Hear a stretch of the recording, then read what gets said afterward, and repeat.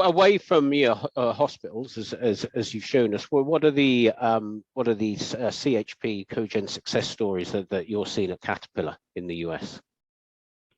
In the US, I would say industrial customers seem to be very popular and gaining traction on using CHP as part of their processes for either steam or hot water.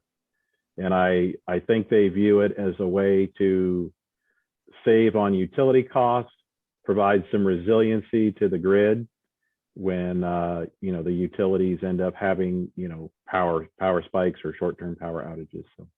Mm-hmm.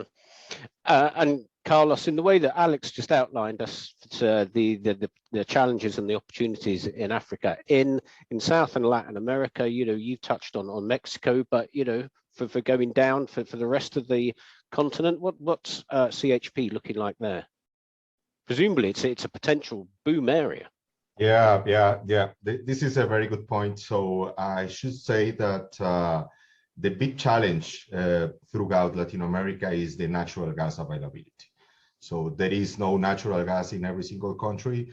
Mexico is one of the exceptions. Colombia has also some gas availability. Argentina, of course, is a very well-known producer. Bolivia also is a producer of natural gas. Brazil too. But on those countries, what is missing is the local regulations. And as you were talking this morning in the panel with David and all the persons from the IEA, so I think that we are called just to let's say sell the opportunities that we have throughout Latin America. It's unbelievable that nowadays most of the countries in the Caribbean, for example, or Central America are running with liquid fuels. They are burning a lot of heavy fuel, which is highly contaminant. They are having very old transmissions lines, which means at the end of the day, lower efficiency or lower, all the losses that the system have in place is huge.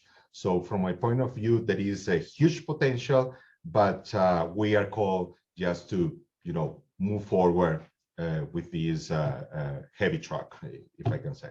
Mm-hmm. Yeah. And Philipp, in Europe, you highlighted the success story of district heating in Germany.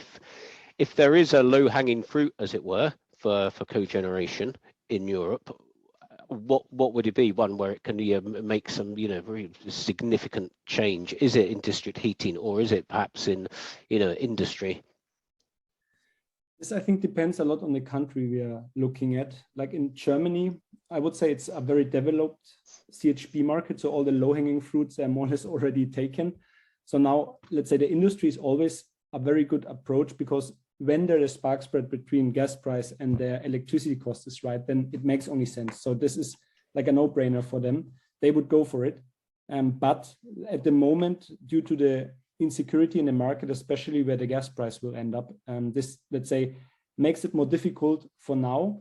But I would say like the biggest opportunities are lying still within the industry, and also in the biogas market now with the upcoming biomethane, where farmers will provide biomethane then via upgrading unit, and this can then be obviously used again for industries to also change the CO2 footprint of the existing CHP units. But this requires more biomethane. At the moment, the problem is there is none on the market anymore available, because it's, let's say, the production is obviously limited.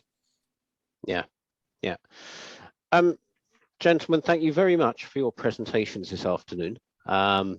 Philipp, Carlos, Alex, Kevin, it's been great. It's been fascinating, actually, the diversity of the applications that we've seen and on the global scale. I think really highlights the versatility of CHP and cogeneration. And yeah, it's been absolutely fascinating.